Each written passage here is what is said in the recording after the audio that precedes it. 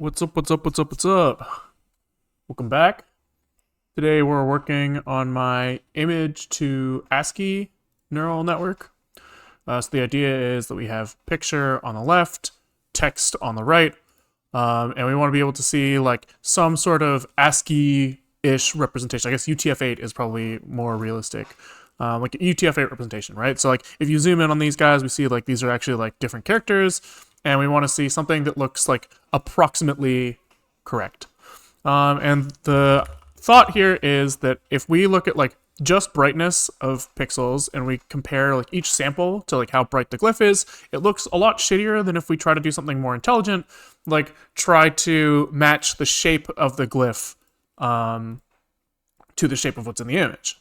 And so this is the justification for a neural network, is that right now our computation of what is like a good match is like a little bit expensive, to the point where we're going like maybe like 2 seconds on the CPU for a 1080p image versus like 10 milliseconds on the CPU if we run it through the neural network. And where we're at right now is we've got like a pretty simple neural network set up. So he's just input is pixels, just like the pixels of a sample, right? For like each, like the little red area here, we're showing like one sample, we pick one character. The neural network takes in the pixels for that little sample, and he runs through one simple hidden layer of like 15 nodes and gets the output. And so the idea is that we're trying to like keep their network as small as possible while still giving like reasonable results. And so our results are like pretty reasonable right now. We're seeing like maybe like 90% of the glyphs that we want are captured correctly. Yeah, so that's where we're at. And today what I want to look at is some images look really bad. Like this isn't even like related to like the neural network being bad. This is like the labels that we're giving the neural network. We're saying like, hey, please generate this. And it looks like absolute trash. And I wanted to look at like some of these like really bad ones. Like this one's pretty bad. This one's not great. Like, let's see. There was another one that I thought was like pretty atrocious in here. This is pretty bad, right? We're kind of like losing texture in some areas. This is awful, right? And so like I wanted to see, well, why is that? Is our labeling process kind of like fucking broken in some way that is easily fixable? And so my thought was, if we maybe the characters have this like brightness that is skewed in some way, where like maybe we don't have very many options for things that are very bright, which makes sense, right? Because like typical picture or typical character is like much more dark than light. And so I wonder if we did some image pre-processing to kind of bring the image into the range of brightness that our glyphs are, if we would get something that doesn't look so goddamn awful. Hand wavy. So I'm thinking what we can do is we can like maybe start looking at some of these bad ones and maybe look at like where we want there to be more definition. And if we look at like maybe like a histogram of these images and we look at a histogram of our brightness values for each glyph, maybe if we like push the image into that range, maybe we'll see better results. And so I wanted to try today. Yeah. So I think the first thing we have to do here is just like look at some of the things that we don't like and try to like deduce or try to get like some feel for what their problem is. My suspicion would be that they are kind of like flat in terms of like their color distributions. So let's take a look at that. So let's copy this and let's pop open like GIMP. So we can like look at distributions of brightness. Let's just give it a sec. He's got to download, or like check if he needs to download, I guess. Pop him open. Bump, bump, bump, bump. And we paste them in here. And I think that there's like colors, info, histogram. Nice. And this will show kind of for what I select, I think. Let's see. If I like make a selection, does it change? Yeah, perfect. Okay, so this on the right is showing, I think, brightness, linear space, perceptual space. Okay, so those are different. That's important to think about. And we want linear histogram. Yeah, okay. So we can kind of look here and we can like look at the distribution of colors for this image, or like brightnesses for this image. And we can see that like maybe in the areas that we have low definition here, like especially like around here, like what does that look like? So here we're like very, very, very skewed towards the bright end. I don't know if we should be looking in linear or gamma corrected space, but it's going to be easy to convert between those two if we need to later. So we can easily just, I don't know. I know every time I look this up, I get confused, but I think that like there's this, where's like the Wikipedia article? Oh, that was the Wikipedia article. There's something about like, you apply this gamma curve that basically takes like your input brightness and maps it so that it's either so that like the dark area has more definition or the bright area has more definition. And for some reason you're supposed to like save in some gamma corrected space. So then there's like this is like what the actual color values are, but this is like after they're gamma corrected or something. Not really sure. But let's just use whatever they had on by default, which was this gamma corrected version. And we can just look there. And we can see that there's like pretty strong bias in this area towards like one color, right? It's just bright as fuck, oversaturated, which is reasonable, which would kind of explain why we're having trouble getting a good answer there. And I also kind of wanted to look at like around this area here, right? There should be like, we should be seeing like some sort of like white here, and we're not seeing that. So why can we like kind of like zoom in on this and we see like, so a clue here is that nothing in this section is actually that bright on this histogram, right? Like the things up here are like way, way, way on the right, most as bright as possible. But down here, they're like in the like they're pretty dark actually relative. But because we see them like next to each other, we might be seeing in our eyeballs, we might think that this is actually a lot brighter than it is, right? But like the difference between these is actually, it's like pretty significant. But like what we might want to look at is, say that our distribution of colors in our like glyphs, I would suspect that it's going to look something like this, right? We're going to have like lots of glyphs that are like kind of like dark and only a few glyphs that are like bright. And so it could be that like if we have like a distribution of colors like in a normal picture like this, and our distribution of glyphs is like this or something, it could be that like just that anything over some value is going to get mapped to like just a small set of characters that are like really shitty. And so let's look at like distribution of glyph colors, and we can kind of like start to get a feel for if we should be trying to do something clever there. So let's see. I guess we just need like a script to work in. It doesn't really fucking matter. Where am I here? And we can maybe look at where it makes sense to do this. I guess just like a new script is reasonable.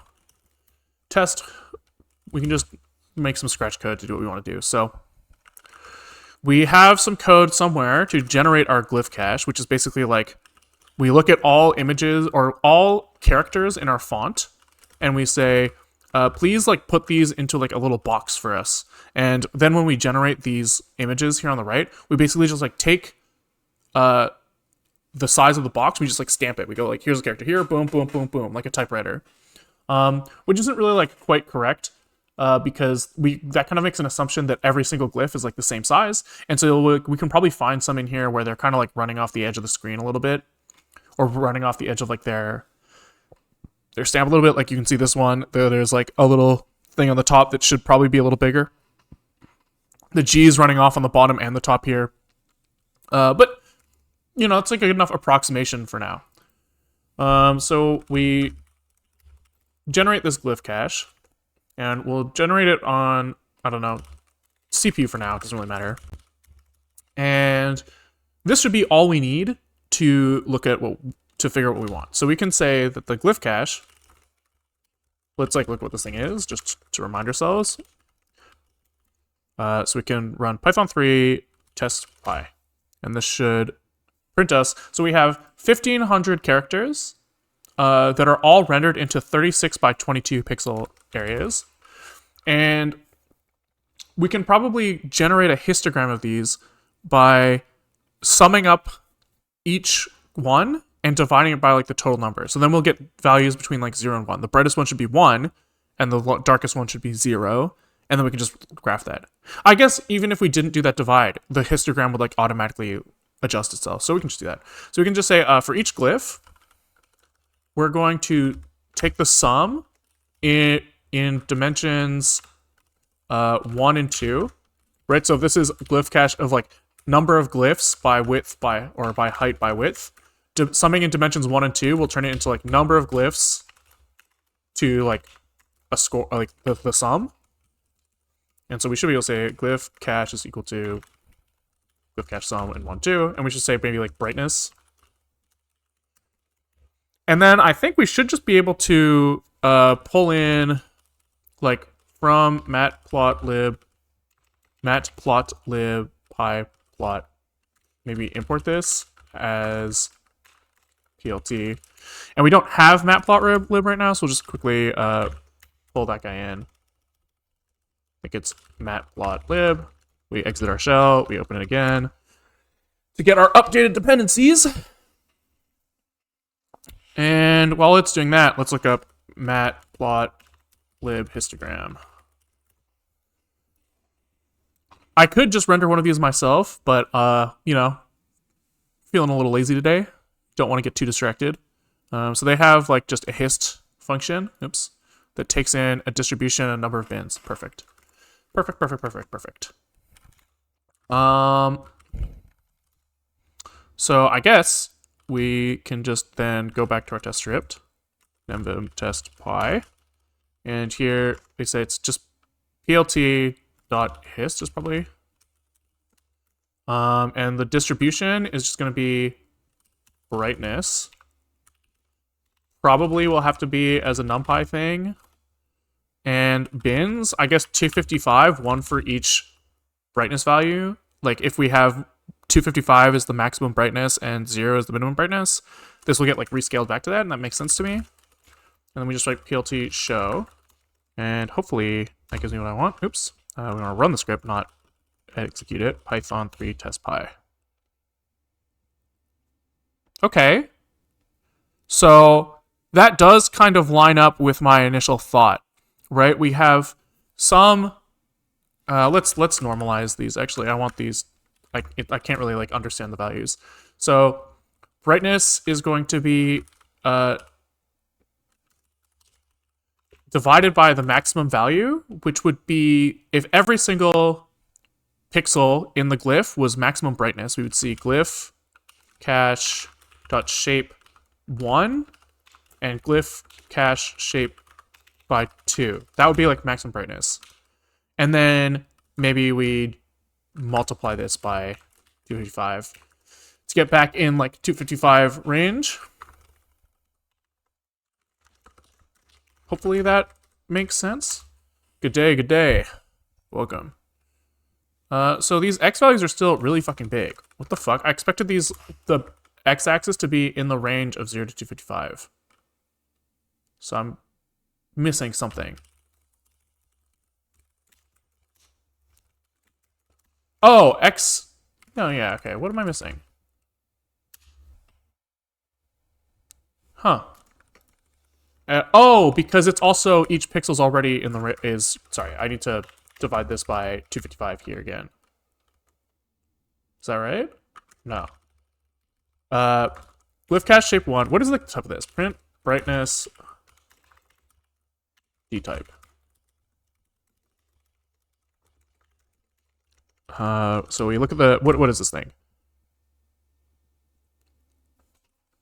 int64. Oh, that makes sense. What's the brightness before of the things in the glyph cache? Because after we sum, it probably gets turned into an int64, so nothing overflows. It's a uint8 initially. Right, so each pixel has a value of 0 to 255.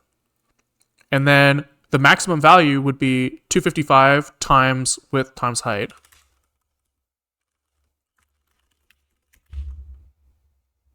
And now we should see, like, what do we see now as the brightness? Here we go. There. Now we see 1.0 as the maximum, which means that if we like multiply by 255 again, we should see the maximum brightness as approximately just under 255.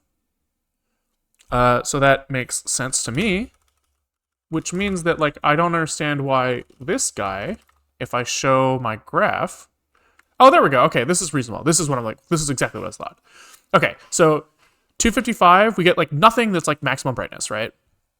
We have something that's, like, almost maximum brightness, and we have very few characters in the entire range from, like, 100 to 250. But if we look at, like, the image that we didn't like, which I think would have been here, any desire to try a notebook? I've tried them in the past, and I didn't really get them. I didn't like them. I didn't like them. They just didn't feel like a... I felt like I was getting, like, confused about what I was looking at, if that makes sense. Like, I thought that it was easy for me to, like, forget the sequence of actions that led to a specific state, and then I would have to, like, rerun experiments anyway. So it didn't really feel like they were super consistent to me. Yeah, so there is, like, a reasonable assumption here that... how do I, like, clear the selection? Selects none. It does seem reasonable that, like, if we look at the places where there's low definition, it's kind of like we're seeing mostly stuff on the high end. I guess if we split this down, it's more in this range. Our glyph distribution's still a little lower, right? We kind of expect our glyphs distribution is kind of like,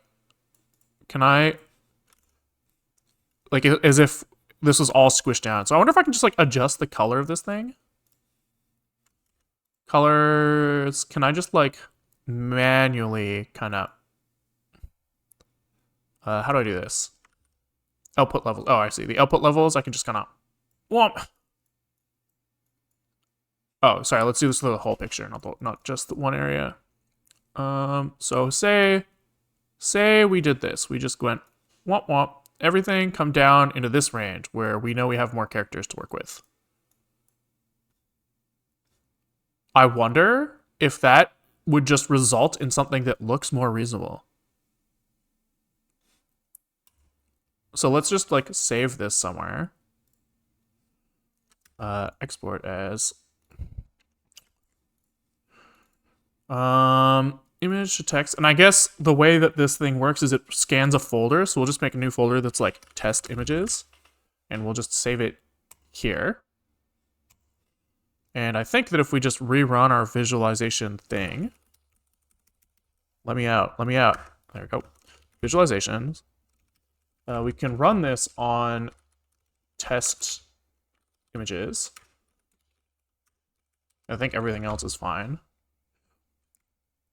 Ooh. We're back at that bug. Luckily, Cleric has been helping me out with this, and it looks like there's an easy workaround here. Let's see it. Does it work now? Nice. And I have a repro for later. That's sick. That's super sick. Super sick. What's going on here? Open image in new tab. Like, what doesn't it like here? Self-server, image sampler, ID, list index out of range. Does test images? Does it have to be in, like... Oh, it only looks for JPEGs right now. Fuck. Right. So we export as JPEG. And let's try it again. Visualize. Wow. Wow, it's happening all the time now. That's kind of fun. This wasn't happening recently, but sick. It's bad that this thing is not working well, but it's good that we have, like, really consistent repro, which is pretty sick. Okay, so I guess the question is do I think that this looks better than the original? I probably should have saved the original in there too, actually, so let's do that. Export as untitled 1. And we can, rerun this. Wow, it's happening every time. What changed? Okay, source env. There's this other workaround that I had from before. Okay. So do we like this or this better for the original image? This looks like shit, obviously. this looks better, but it does feel weird that it's so fucking dark. What about with like different metrics? We have this like diff metric exclusively. It does feel like it's like fitting like the spirit of the image better. But it does feel kind of bad that it's stuck so dark. But maybe there's like a little happy medium in here. Or maybe there's like some like brightness mapping we can do. Right, if we could maybe... Let's get a little less aggressive with that change we made. Right, say we did something more like that. So that the bright stuff is still really bright. Oh, actually, hear me out. We do something like this, where the histogram still has like some areas of brightness, right? But we want like kind of like the majority of stuff to end up in like the dark area. Like maybe like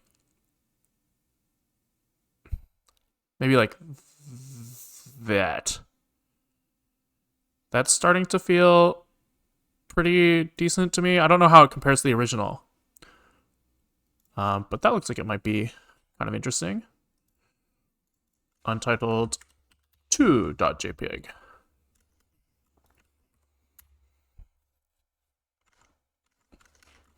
Okay, let's look again. 1, 2, 3. Okay, so that actually I think looks... so if you open up this in one window and hit the next button and then open this in another.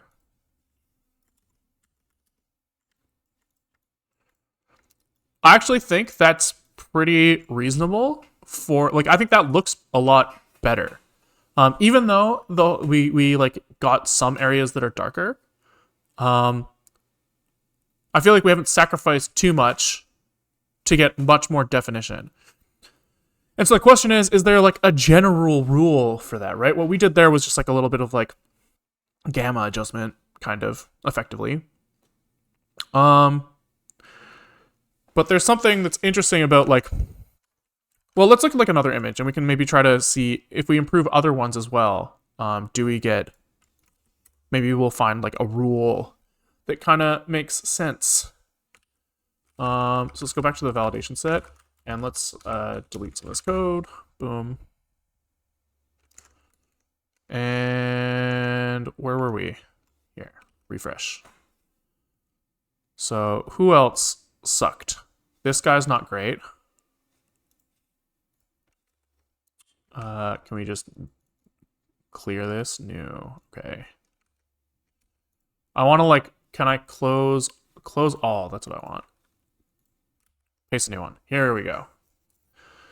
And let's save this. Okay, well, let's look at this histogram and think, what can we do here? Let's look at the levels again and see if a similar thought kind of works out where we just kind of try to push the majority of stuff into the like more interesting area of the histogram where it matches our glyphs. Distribution, which should just be kind of something more like this, maybe. I don't know. Just kind of flying by the seat of our pants here. So we'll call this car.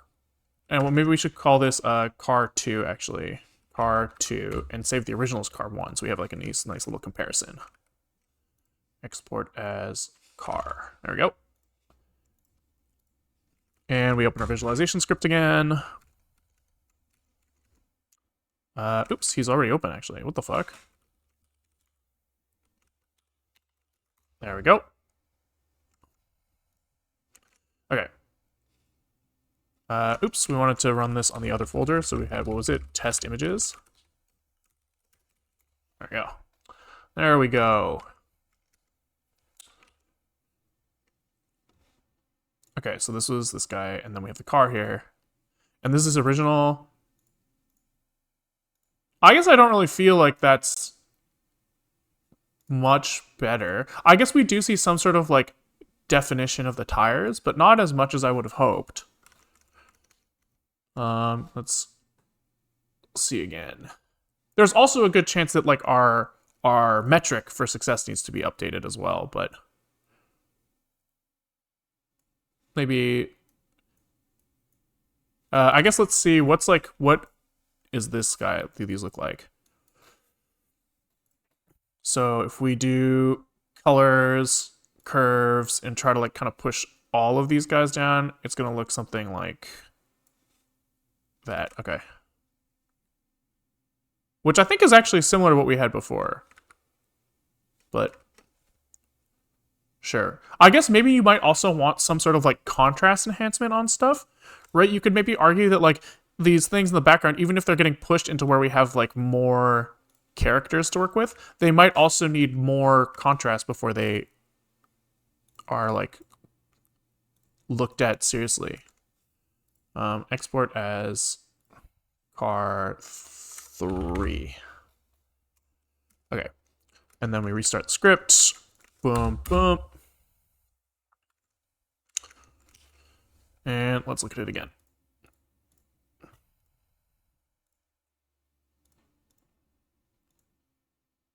So I actually don't know which of these is which is kind of funny.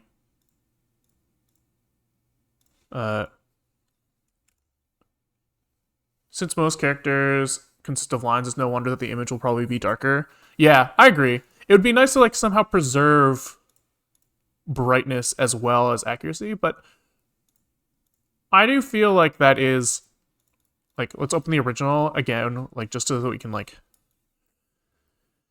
see if it like in our brains, if I saw this and this, do I think that those are like the same picture? Do I feel like it's like cheated in some way? And I don't think so. I don't think so. It might also be interesting to try to like increase contrast. Emphasizing edges might be an interesting idea to consider. Yeah, I was also thinking about like local contrast enhancement. I was looking at I think that I was looking at like image magic.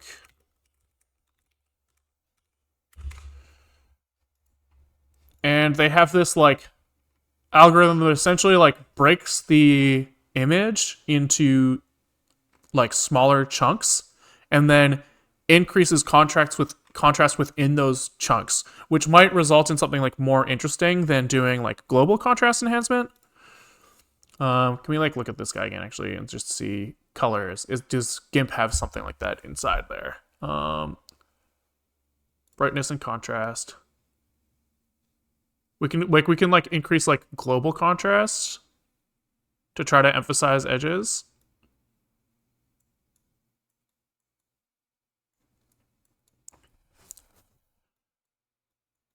Maybe? Like, does that... I wonder if we like, if that looks like even better. We just kind of keep going. Oh yeah, like you could do something like... You could do something like that. Really emphasize it.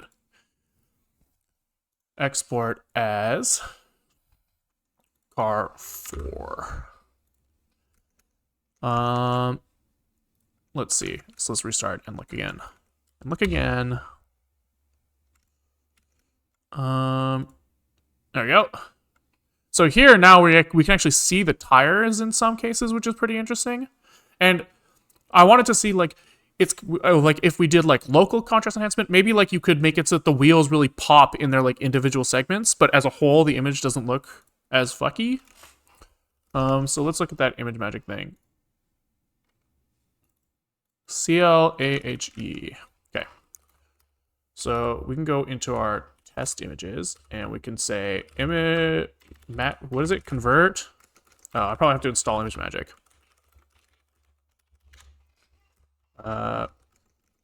Is it -P here? There are edge detection filters that basically shift and subtract the image, but a high pass filter might also work. High pass is in high frequency pass. High brightness pass doesn't make sense to me. But yeah, you could do like edge detection and then subtract the.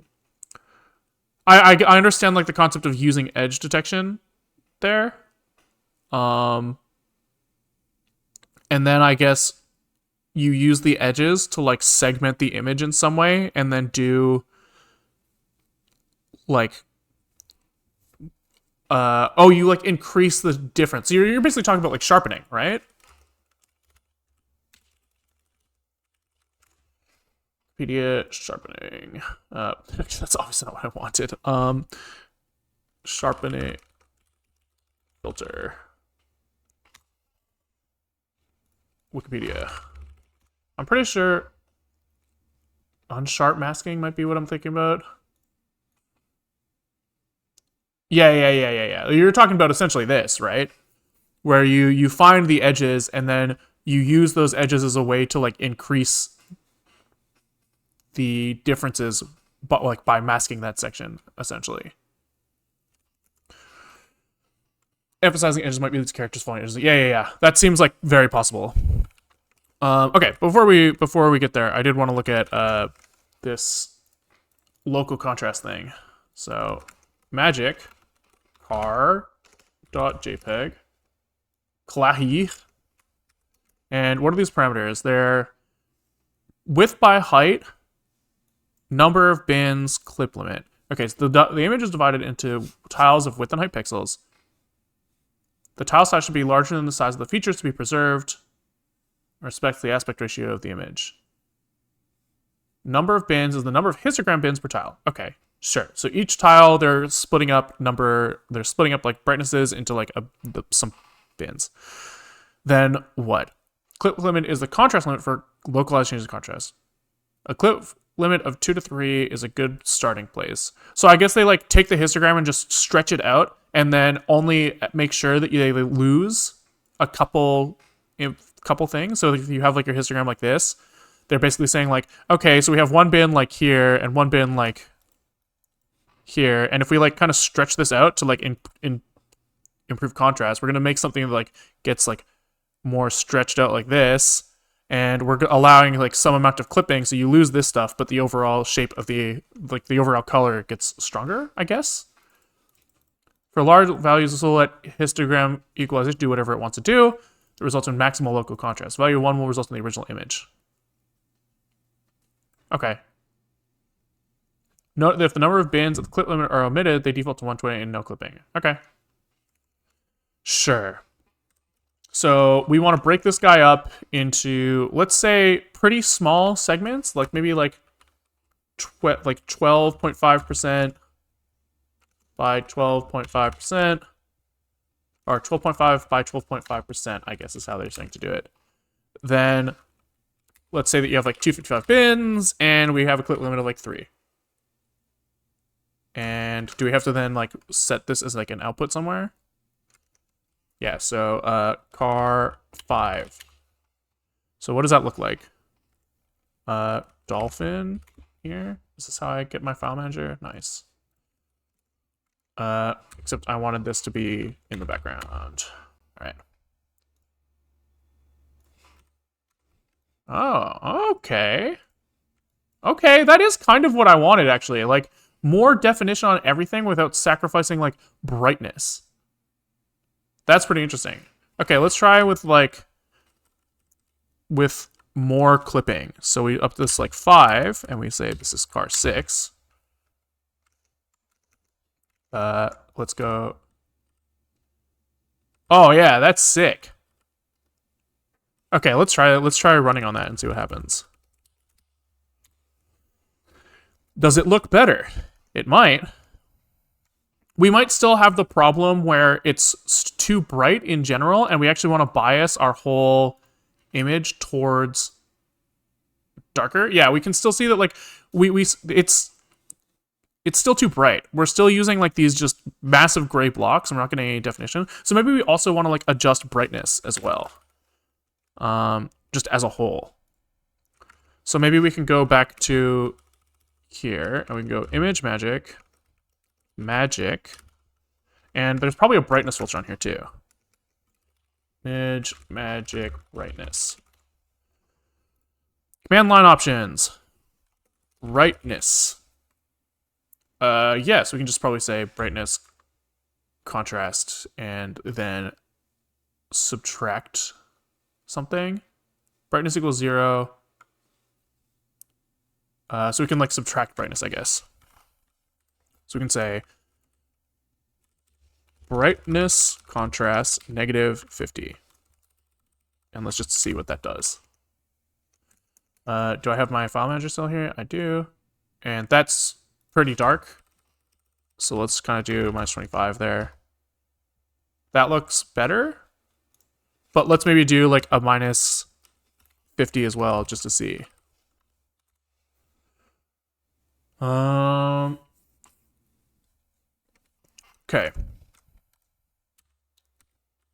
Yeah, okay. We maybe we'll do like a -15 as well, just for shits and gigs. Is there no way to get Docker to get CUDA on the Linux system instead of manually installing? Oh, I've hit this before. So I think if I remember correctly, Docker is like using like your host drivers for everything, right? But you're kind of like shoehorning some other stuff in there. But you have to use like your Linux kernel and your drivers. And so like to get like PyTorch running in a Docker container at all, if I remember correctly, you have to like do some like host like piping of device handles into the Docker image. So you end up like in this like weird state where you have like your user space drivers in the Docker image, but they're using device handles that are like from your host system. So there's like this kind of like, I know that like with the OpenGL shit, you have to like, there's Docker scripts that will essentially map your host user space drivers into the Docker image. So I think overall, like it gets pretty complex. But I think generally you will still need to get something on your host working pretty reasonably, even if you're using Docker. Okay. So where's like my like darker? Oh, here we go. Oh yeah, look at that. Look at that. That's a lot better than where we started. Right? Like that's shite. I like this look of local contrast enhancement. It seems pretty sick. It seems like overall kind of what I'm looking for. Look at those tire definitions are like way better. But if we open up the original, do we feel like it's a good representation of it? Where was my picture here? Here. I'm okay with that. I think that's like, we're taking some like artistic liberties a little bit. But I do like that. I do like that.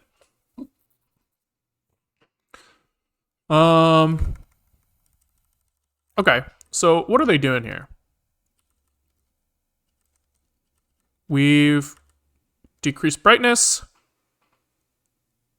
The upper part of the front tire car looks really good. Oh yeah, like here, yeah, that looks sick. I'm really liking like this background as well. That looks pretty good.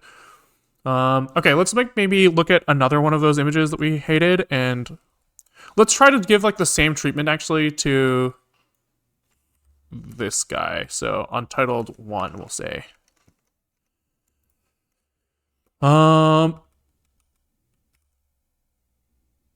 We can delete some of these ones we care less about.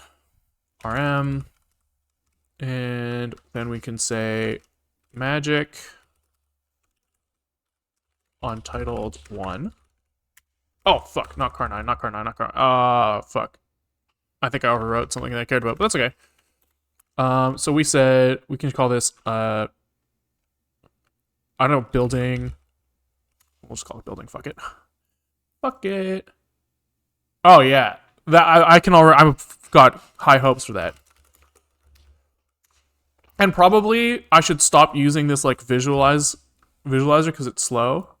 And what we should probably do is, oh baby, yeah, that's good. That feels really good. Okay, so there's like two approaches we could take here. One is just using ImageMagick in our project and running this function, which doesn't seem like that unreasonable. Or we could do something smarter and try to like implement this ourselves, right? If we like look at what the formula for this is doing and then implement it, that'll give us like more knobs to turn later. Probably also giving like the same brightness values at the end won't really make sense. Probably we want like auto brightness to like fit the image into some like expected distribution. Yeah. So probably there's some way, like in GIMP, if I just click this, like there's a button somewhere that's just like, hey, can you just like pick something reasonable for me? Auto brightness. Maybe it's not in GIMP. Maybe it was in ImageMagick. I've seen like auto contrast somewhere. Auto contrast GIMP.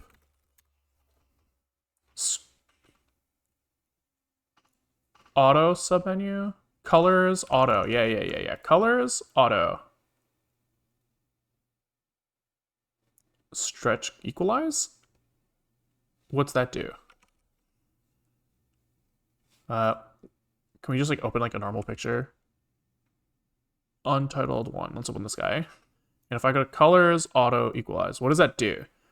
So he like stretches out the top, and I see he's trying to make like the histogram look a little bit more like flat maybe. Is there like stretch contrast? What's this do? Nothing. Colors, auto. I thought that I was going to see that there's like some way to basically automatically target like a specific point on this histogram to center everything to. But I don't see that. What about in like ImageMagick? Auto brightness. Is there like... This is maybe the only place I see brightness. Modulate. I could have sworn I've seen somewhere where you can just like kind of auto it, but that's okay. So can we could maybe check what the brightness is and then just try to set something, like offset it if we don't like it. Seems reasonable. Okay, so I think what I'm going to do, I'm going to just temporarily, maybe we'll decide later that we don't like this, but we can pick these, like we can say that we like these local contrast parameters. We'll figure out brightness and after, but we can just basically say for every image that we load, let's run this on it, right? So we can just say, in our visualization script, because this is the only place that it matters right now, when we image open, we have get image input, query params sample, get image output. So we're just gonna have to like make sure that everywhere we open an image, we actually run this instead. So we say open image filtered. Yeah, I like that. And we give it a path. And we're gonna do, hello, there we go. We are going to, what? We're gonna save this to a temp. We're gonna run ImageMagick on this, save it to a temporary path, and then reopen it from there. So import temp file. Yeah, nice. And then I think you say like with temp file temporary directory as D. You open the input. You run this command. So which just comes from like subprocess, I think. Yeah. Subprocess run should be sufficient. We put each of these guys in quotes. Like this. It doesn't like that. That's fine. These guys will do manually. So it's this, this. Great. Cool. The path here gets replaced with stir path. And the output needs to be in our directory. So it's going to be like d output dot png or something. Seems reasonable. And then we should have output.png in that directory. So we'll say output is like this. Yeah. Then we can say output here. And I guess we say check equal true, so that if this fails, we get like kicked out. And then we can just say image open path. Or no, sorry, output. We return this. And then anywhere where we run image open, we'll just run this instead. So here we'll say go here. I guess we don't have to do it. Yeah, we just say open image filtered. Yeah, nice. Okay. So let's just kind of see what that looks like now. We go back to our validation folder. And hopefully everything just kind of works. Probably. Maybe. I don't fucking know. Don't ask me. Okay, so this is contrast here. Oh, yeah, baby. Okay. And now we just need to make sure. Oh, yeah, this looks so much better. Before, her face was just like one color, like completely monochrome. Now we're seeing like definition there on the right, which is pretty sick. It obviously looks like kind of fucked when in this image on the left, but I think that's like reasonable and expected. Oh, that one looks so much better. Yeah. Okay, let's see if we can find. The bed also looked super flat before. Now we're seeing like some texture in there. It does still look like we're like trending towards this like block character that I don't really like. So we might also still have to do like that brightness adjustment.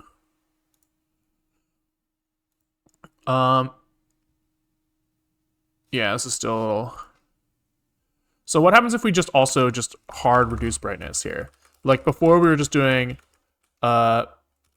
brightness minus 25, and we were just like hoping that that was reasonable. Probably we're gonna have to actually look at the source image and use that as like a way to decide what our brightness offset should be. Oh, it doesn't like that. It doesn't. Oh, because it was brightness contrast, not brightness. Like this.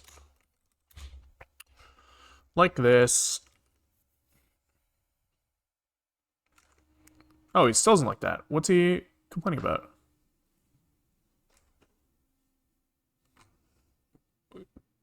Did I get this wrong? Brightness contrast minus 25, return non-zero. Unrecognized option, brightest. It should be brightness. Once again, typos get me. All right, let's see. All right, so it's dark. You normalize the brightness first. I wonder what it would look like to compare those normalized images to the input. What do you mean by normalize? Yeah, okay, that's pretty good. That's what I wanted here. Do you mean like, if I remember correctly, there's like a normalize function that just is, you take like, I think that you use this sometimes to feed into like some neural networks. They basically want the mean and standard deviation to kind of fit around like, they find like a distribution of brightness over their whole data set, which like they kind of hope will look something like this. And if I remember correctly, when you normalize, this just like makes it look like this, right? Is that, god damn it, where this is like -1 and 1, right? They're just kind of say like, I want everything to be centered around this. Is that what you mean when you're saying I like normalize? Because like I think that with this normalize, you need to pass in some expected mean and standard deviation. So I guess we could say that we want our mean and standard deviation though at a certain spot, which matches the mean and standard deviation of our glyphs. That doesn't seem crazy. Yeah, that would be interesting. I think that's worth a shot to try for sure. If that's what you meant. I don't know what you meant, but I want to try whatever I just said. Okay. I'm gonna flip through a few of these. I guess I want to show maybe the unmodified one on the left, actually. Because I might want to see how the thing we started with compares to the thing on the right. I definitely don't like this. That's probably wrong, but it'll be interesting when we if we compare to the original. So here we just switch the image and put one back to image open, and we can start flipping through them again.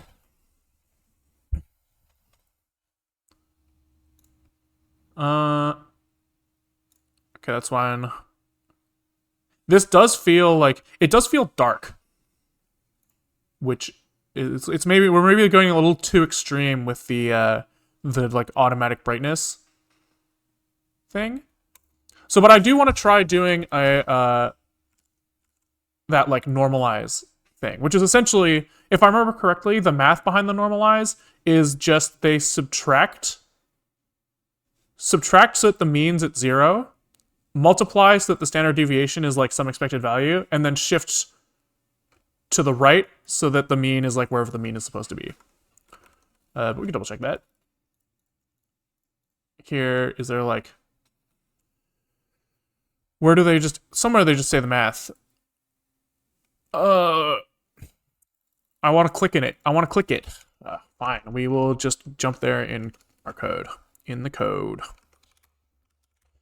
From Torch Vision transforms, we can say import x minus mean over standard deviation. Oh, right, because they always want the mean to be centered at 0.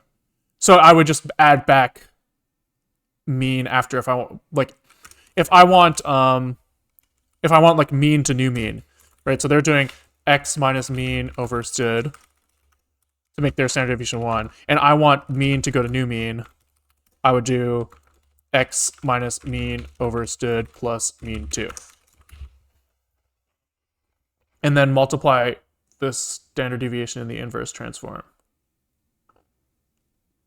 Is that true? Don't I want my standard deviation to like stay the same just around the new value? I feel like I might be missing something. But yeah, we can try. We can try. So we can go back to our test script where we were checking the brightnesses of our guys. And here we can just say brightnesses instead of sum. Here we just take the average.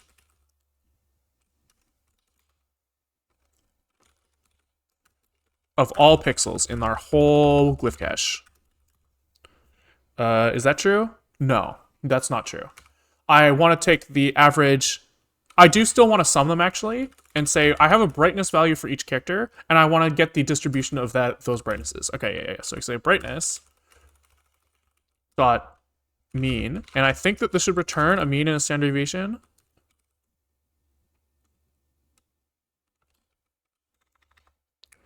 Oh, I see what you mean. Normalizing x minus mean over standard deviation, and the inverse of that is x plus mean times standard deviation. Yeah. I see. I thought there was a way to get the mean and standard deviation from PyTorch. Std mean, of course. Calculates the standard deviation mean over dimensions specified by dim. Can be a single dimension, listed dimensions or none. Standard deviation, okay, sure. And so this returns two tensors, one of which is the mean and one of which is the standard deviation. Which one's the first one? Std is the first one. Okay. So we can say std mean is equal to brightness, std mean. Torch std mean brightness, maybe? Which means we need to import torch here. Okay. And then here we can just print out like this. Fuck you, PyPlot. Don't need to show me shit. And we run the test script. So our standard deviation 25, mean 52. That seems reasonable based off what we saw before when we looked at the picture. Right, we can actually just show the picture just to double check that seems reasonable. So mean of 52, that does seem like around the center, and std of 25 also seems kind of reasonable. Like the majority of these guys are falling within like 0 and 75. So probably pretty reasonable. pretty reasonable values, and we can try normalizing with those in mind.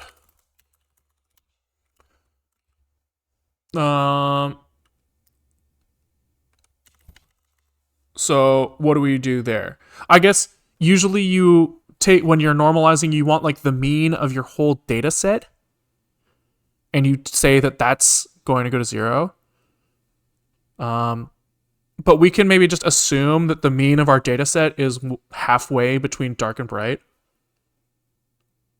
That seems reasonable. We'll look at one picture and just call. We'll look at a couple and we'll just make up a number based off that, because I don't want to like. Oh, oops, that's not the one I want. Yeah, I don't know. Mean of 128 seems reasonable. And we'll just say that we want the new mean to be 50. Okay, sure. Blaze it. Oh, I guess we need the standard deviation of like the data as well. Can we just look at what like a typical, like we can look at torch vision neural networks. I think that like some of these guys ask you to normalize, and we can just assume that their normalization parameters are what we want. Do they have read image? I seem to remember them normalizing. So here, what are they? They're using ResNet 50. I seem to remember seeing this somewhere.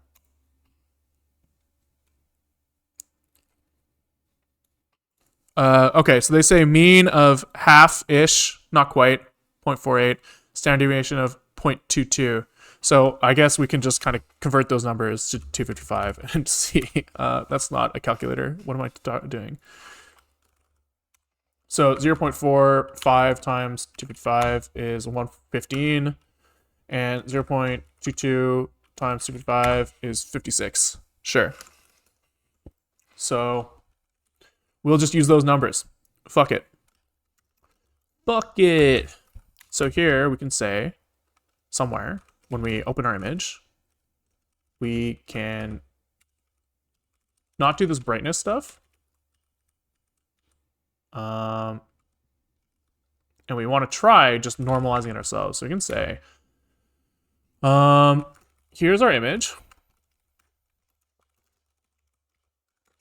And we can convert this into, I think Torch Vision can use PIL images directly. So we can say transforms dot normalize.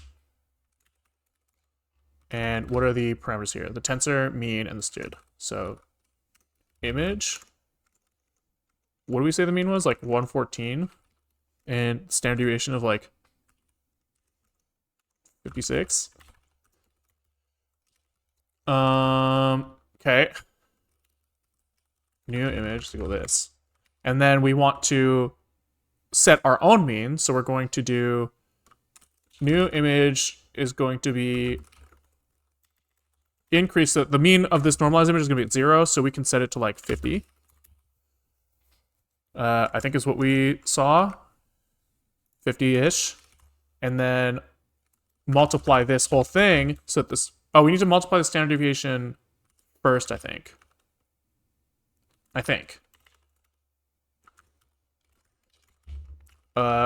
We should actually just print what we get here. So we can say on this, what is the standard deviation and mean? Ah, fuck it. I don't know. We'll just, this makes sense to me a little bit. So let's just try this. And then if it's fucked, it's fucked. It's fucked, it's fucked. So probably there's a lot of things that are wrong here. So transforms, he wants to be a tensor, which makes sense. So we can say, I guess we have to do a little more here. We have to do image, convert, mode is equal to L to black and white. Then we convert him into a tensor. So numpy array image torch tensor image transforms normalize mean standard deviation. So here I guess we put in like this, and then I guess the output of this is still expecting an image though, so we'll just quickly put it back, which is a waste, but we'll live with it for now. So we can say image from array, boom. Boom, boom, boom, boom. And we'll just kind of see how that fails, because that's certainly not quite right, but might be close enough.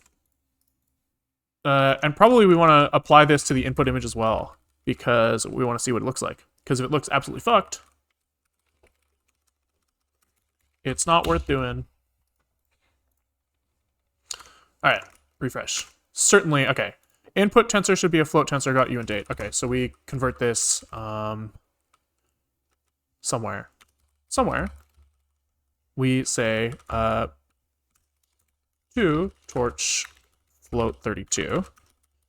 Then our output we need to cast back to uint8s. So new image equal new image to torch uint8. And probably we should just like print new image here, just like get a feel for what it's fucking done in case it's broken. Refresh, baby. Okay, lots of errors. He doesn't like this at all. So normalize expected tensor to be tensor of size, blah, blah, blah. So we need to actually make this, I think we unsqueeze this to add a one dimension, like a one size dimension at the beginning, because that's what he's expecting. He still doesn't like that. Why? So he got the image out, which looks like it's like got somewhat reasonable values, but probably at the end there, we have to squeeze that back out. Yeah, so we add a dimension here, and we need to like delete it before we give it back to PIL. +1, -1, you know, oh, there we go. Okay, so that looks okay. And let's refresh now and see kind of what everybody looks like. Okay. Not awful. Not awful. That looks pretty dark. We might be a little bit dark here. We might want to skew our mean a little bit higher, actually. Right, because we're matching like the distribution of our data set, and it looks like I think we've actually done that pretty well. I think that the distribution, oh, like look at that, there's so much detail there. But I think that we are skewing a little bit too dark. Oh yeah, there's actually like texture on their faces now. That's so sick. So let's maybe just brighten that up a little bit. So here we can just, instead of +50, we can say plus like 70. I don't know. Fuck it. I don't know.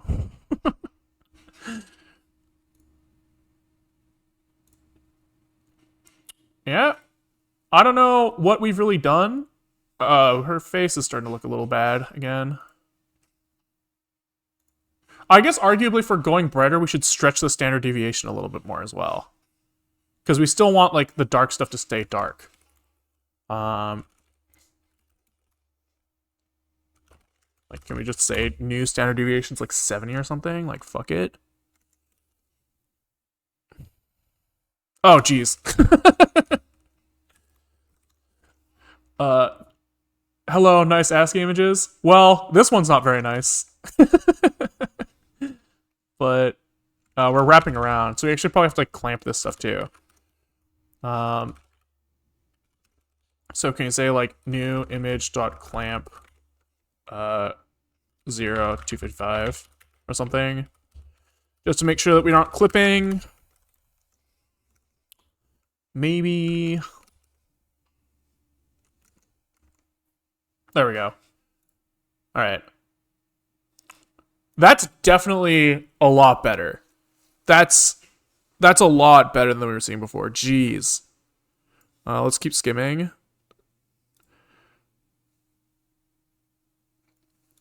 That looks pretty decent, I think.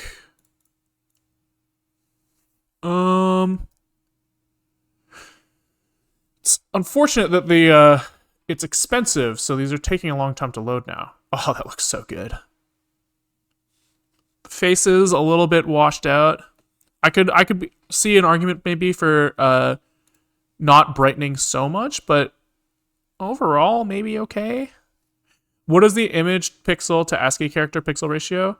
Right now we are saying that we are taking a sample every 6 pixels in width. You can see here. It's like it's fixed at like pixel size, which we're gonna have to fix eventually. But these images I think are like 500 pixels wide. Yeah, so 500 over 6. So we're getting like 83 characters for the width of the image. Wow. So this looks fucked up. Right? You've got like the grass has like lots of texture, but these people are just like gray blobs. I almost think that we might want to like push the distributions into like bimodal distributions, maybe. I could like maybe see, well, okay, actually, what was our histogram of our what does our glyph histogram look like again? Very like lots of stuff in the bottom half, not a lot in the top half. I could maybe see what we're doing right now is we're taking our thing, which has like some, like our images have some sort of like assumed normal distribution, like this. Then we're saying like, maybe we want to like squish this guy down so that he's kind of like fits over our data a little better. But I wonder if it makes sense to actually like stretch out the top end, right? You might want to go, instead of like keeping his shape the same, you might want to like do like this, right? So that we have like more variety on the bright side. Because like here, like this looks fucked up. Can we actually copy image and look at this in GIMP? Close all. Close all. Paste. And let's just like see what are like the brightnesses around like here. Actually, we can maybe even use like the magic wand tool to like kind of get a bit of a... Oh, they're all pretty dark still, actually, which is pretty interesting. These are actually in like... These are like dead center in the range that we're looking for. It could just be that there's not much texture on the person. And so that makes it like maybe reasonable. Let's just keep scrolling and see if... Oh, fuck. Did I close? I killed the visualizer. I killed it. What's your current tech stack? Right now we're doing everything in PyTorch, but eventually I do want to move this like network into a like C application or like that we run on the web or something. But right now, PyTorch, PyTorch, PyTorch. It's all PyTorch. PyTorch all the way down. Okay, where is my browser? And then for visualizations, I guess we're just using we just have like raw Python using the standard library. We're like pushing. We've just like written raw dog JavaScript HTML to like show some of this stuff that we're running through the PyTorch networks. Actually, right now, saying it's through the network is a bit of a lie. This is just label generation. Yeah, I'm okay with this though. I think overall, let's look at these compared to the original images instead of compared to the post-processed ones. So where was this? Was image open, and we were just gonna replace this with open filtered image. There we go. And we run the visualize script again. And now when we refresh, these guys should look like they're originals. Is that true? Did I put this in the wrong spot? Oh, I'm just an idiot. I don't know what I was thinking. Here. It's here. I wanted image open. Here we go. There we go. Next. Previous. Refresh. Have I done this in the right spot? There we go. Yeah. So this is the original. That's... Oh, that looks so good. That looks so good. Full color image is a future goal. Yeah, I think so. I have to think a little bit about how I want to accomplish that, but I do want to hit it. So everything seems a little too dark now, I think. I think like we've kind of got like good distribution on the dark end, but I think that like, for example, this, I think that I would want to see her shirt show a lot brighter. Given the value is now uniformly 6 across all areas, is it feasible to consider varying sample sizes for different sections of the images? That's pretty interesting. I think yes, because like there's no reason like for network training we need a fixed input size, right? And so the network needs to run on a fixed input size. But there's no reason that we couldn't like take a chunk of the image, resize it, and feed it to the network. There's no reason we couldn't do that. This one too, I'd like to see brighter here. I'm okay with like the darkening back here. So I think that we do just probably need to stretch out the top end.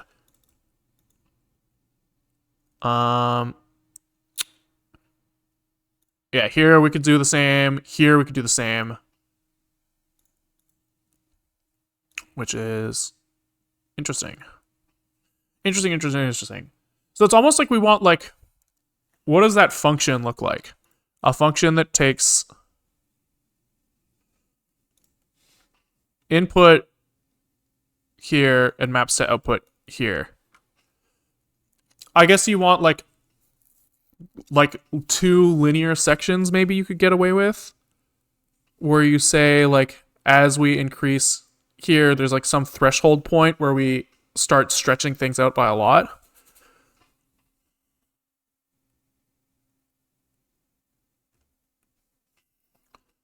How well does generating these SVGs from the image compress the image? Probably by a lot. Could you use gamma? That seems reasonable. I'd be curious. Let's try that actually. We can open up. What's the thought here? We pre-process the image and we shove that into GIMP and we just look at here. Actually, we have it already. We have it. We can just say image colors curves. Like, do we just like what's reasonable here? We almost want like, it's weird because this is like hard capped. So anything we do is like anything that we do on the very top here doesn't seem to like actually have any effect because none of the input pixels are in this. So we actually kind of want to do like,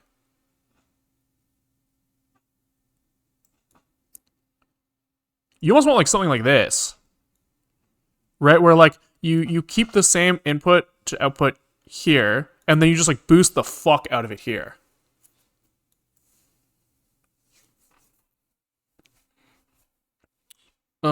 Which seems like we're kind of like, the normalized concept might not even be what we're looking for anymore. How well is these generating these compress the image? I forgot to answer that. I think probably by quite a bit, right? Well, I mean, essentially we're going from one character code that is like an integer per sample size. But then you could argue that like you're essentially reducing the color palette to however many characters there are, which has some effect. But I mean, you could also argue that you should be able to reduce the color palette of the original as well. So not really sure.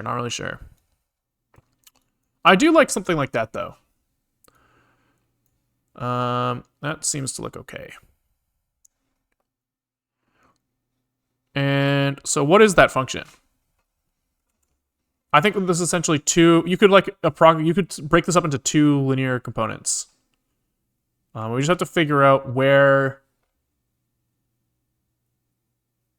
I guess you could also argue that this section here is just like a gamma thing in general. Assuming that you had the original thing stretched out correctly.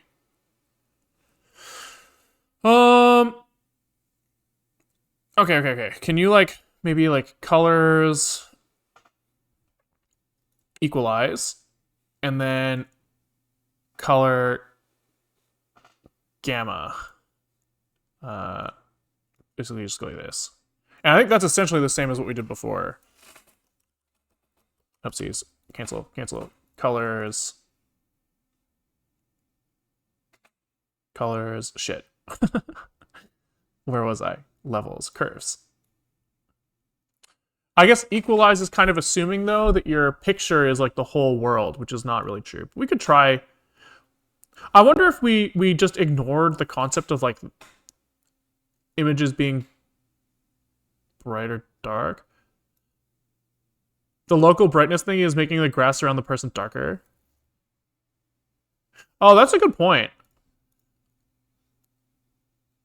But maybe that's okay. Right? If you want more definition around the edges, then you kind of have to make that trade-off. So that might be reasonable. Might be reasonable.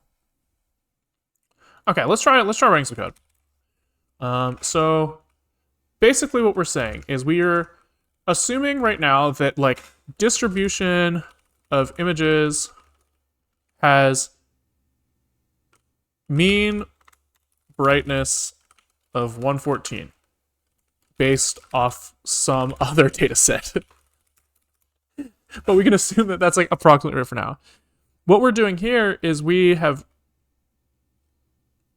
normalized these images so that if we were to look at the stood and mean of new image, let's just double check that my understanding of this is correct. I think that we should see standard deviation of like 1 and mean of 0-ish, approximately. So we can say torch dot stood mean of this. Let's just print stood mean. Okay, can we just like hit next here and like that thing should print? Next. Fuck. Stood mean. Yeah, so 1.2 and 0.1, that's close. Stood mean here of like 0.9, 0.09. So our mean's like a little bit off, but we are getting something that's like in the range of they're trying to get standard deviation of 1, mean of 0. So we've essentially taken our histogram and shifted to the left and squished it. Then we can say, well, now that we have these things in like uniform coordinates, we could say that we want not uniform coordinate, like a uniform space. We can then just adjust that mean back to where we want, which is what we tried to do. We tried to set our mean to some number 70 and set a new standard deviation. I guess we could try just increasing that standard deviation on the thing that we output. And maybe that will result in something that looks reasonable.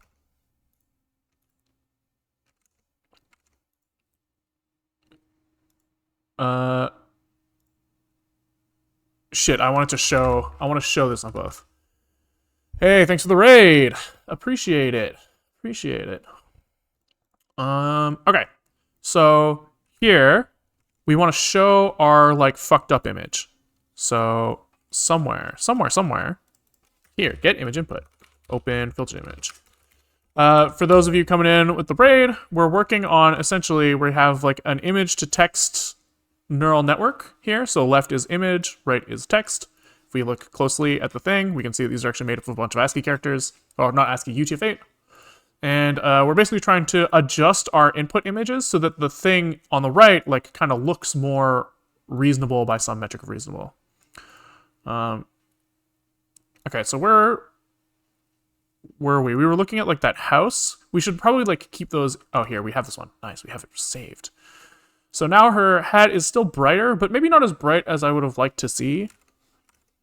Did we have that walkway one? This one definitely has the increase in the standard deviation is making it look like brighter in the areas that are bright, which is good. But I still wonder. Here, we'll use this one as well as a reference. I wonder if this like is causing the darks to kind of have like a weird skew that I don't really want. We could maybe even like increase this a little more. And maybe increase this a little more too. I don't know. Just to see.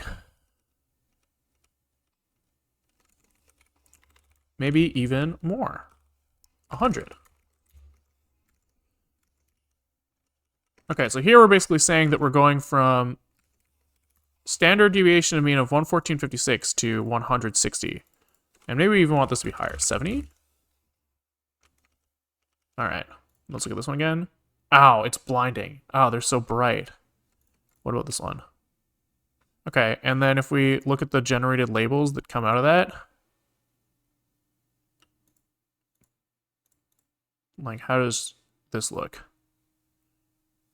Okay, that's not bad. That's not bad.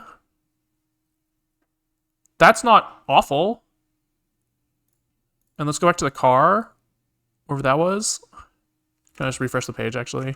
Oh, I probably just, like, cranked through CPU trying to, like, generate all of these images. Fuck! Okay. Cars lost a bit of definition. We brightened it up too much. But it'd be interesting to see maybe if we bring this back down a little bit. Maybe we still see the definition we like. Maybe. Almost. Let's just, where were we? We were at 70, 60, I don't know. I don't know, man. Yeah. Sure. Okay, so there is some sort of compromise to make here, and I can tune that a little bit more, but I think I'm, like, almost happy with what this looks like. Let's look at this guy again. This guy again. Nice. Nice. And then start scrolling again. Yeah, that looks... Oh, that's... Good. Oh, and then I want to compare with the originals as well. So let's go back to wherever we are opening the input image, and we just go back to image open here. All right. That looks decent. That looks great. Pretty decent. This is kind of fucked up around here. But I think that if you weren't being so nitpicky, you might not really consider that that's fucked. This shadow also doesn't really exist in the original, so like local contrast enhancement we're doing is kind of causing like some artifacting, probably. Yeah, maybe our standard deviation is like too high actually now as like a whole. I don't like this. So let's maybe reduce this back down to like 50 or 60. I don't like it. It's too much. It's too much, man. Can I refresh? I hate having to... I should add a way to like jump to the image I care about, but... Yeah, it still looks kind of fucked there. People start to look kind of scary. That's still really bad here. Actually, I don't like this at all. But this might just be some of the cost of doing the pre-processing. Right, like here, clearly everything's too dark. But that's like what we have to do to get the definition that we want. So it's like kind of reasonable. That looks better than it used to. That looks pretty decent, I think. Here we're getting like a little too much on like the dark side. So I think probably the concept of oh, whoo, that looks pretty cool. Not quite right. Not quite right. I think we will need to end up doing that like stretch one half the histogram. Here it's looking like fuck down here. Yeah, so you almost want like more standard deviation on the top end. Oh, that plane looks so much better than it used to, though. It used to look so fucking flat. That looks good. Is there, like... Yeah, I think that even if we're, like, kind of corrupting the images, it kind of feels like you're manually adjusting parameters of the network doing it. That's true, but we need a training target for the network. Oh, this looks so much better. Before, this was just flat. So the way I'm kind of thinking about the network right now is I'm thinking of the network as a optimization for something else, right? So I'm saying that I have like this thing I want to achieve, and we're saying, hey, network, here's the answer. Could you please get that answer, right? And so like part of like the network training is that you need to have some sort of like definition of success. And for us, the definition of success is kind of weird because the definition of success isn't that the pixel brightness matches the best or that like the pixel difference matches the best. We have like some like external metric that is how well can I, a human, decide that this is the same fucking picture? Or like how do I as a human think that this picture is like a good representation? And so we need some sort of like new number to associate that. And then we train the network to like get that number right, but we still need the number, right? And so it's like, it's edges matching best in addition to the brightness, but that's essentially what we've done, right? Is that we like our original, this training label metric before any of this like image pre-processing was just difference of glyph to image multiplied by some sort of brightness multiplier. And the problem there is that we decided, or I guess like I decided, that because the distribution of glyphs brightness is so skewed towards the bottom edge, we might want to skew our image towards the bottom edge as well, so that like we basically just get darker. We're making the conscious choice to trade brightness correctness for edge correctness, essentially. And we're doing that by pre-processing the image. But you're right, there's probably some other way that we could do that. But I think no matter what, you still need to consciously make that choice and decide to target the network in some way. BTW, what is your loss function? So we have basically just like our outputs are character indexes. So we like, no, not MSE. So we're basically classifying one as correct. Right now, we're not looking at the network output at all. In fact, we have a network that we can actually test right now. Actually, that's pretty good. But we basically just do cross entropy loss as a classifying task instead of trying to classify each character as correct or incorrect. Network weights. And so I trained this like simple classifier, and I expected honestly to have to switch to MSE at some point. I actually did think that was going to be something that I did. But what I have right now is like about like 90% accuracy. So here, if we look at like the labels and the network output, you basically can't even tell the difference. And this is like the dumbest network at all of, oh fuck, wrong. I wanted to do this on Val. Yeah, I don't know. I might switch to MSE later if, especially on the color side, if I'm trying to get the, if I don't have like a good idea of like what the best answer is. Right now we're kind of like pre-computing what we think a good glyph match is, and then telling the network to pick that. But I think that this might evolve into later saying, network, try something, and then we'll tell you how good of a score that got. In which case I think using MSE will make more sense, because we'll actually want to be saying for each character, how good were you? So that it can like try to like approach the best answer or something. I'm not really sure. But in my head, that made sense. I do think that that looks pretty good, to be honest. I'm pretty happy with this. Well, it's like weirdly contrasty on the right, but it's like, it's fine. I think that if I were to be perfect in my head, I would definitely skew the distribution a little bit. But if I don't want to go there, that looks pretty damn good. Look at that. That one's sick. That's also sick. Yeah, I think that's pretty good. All right. So you guys have watched me kind of just like add and subtract a few numbers for like an hour and a half now.